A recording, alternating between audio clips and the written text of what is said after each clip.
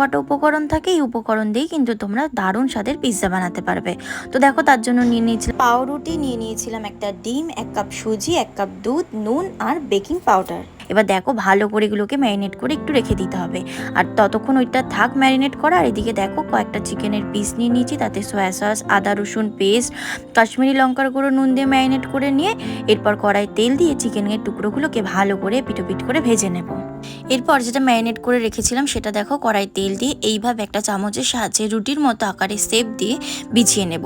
একটু ভাজা হয়ে গেলে ওই পাশটা উল্টে দেব। এরপর দেখো এক এক করে দিয়ে দেবো এখানে পিৎজা সস, তারপর দিয়ে দেবো হোয়াইট সস, এরপর দিয়ে দেবো স্লাইস করে রাখা ক্যাপসিকাম, পেঁয়াজ, টমেটো। এখানে তোমরা আরও কিছু অ্যাড করতে পারো তোমাদের পছন্দ মতো। তারপর দিয়ে দেবো চিকেনের টুকরোগুলো, ওপর থেকে দিয়ে দেবো চিলি ফ্লেক্স, গোলমরিচ আর একটু লবণ। এরপর দিয়ে দেবো এখানে চিজ। তারপর এটাকে 5 মিনিট হতে দেবো। আর হয়ে গেলেই দেখো আমাদের পিৎজা কিন্তু একদম রেডি। তো এরকমই নতুন নতুন সহজ সহজ রেসিপি দেখতে আমার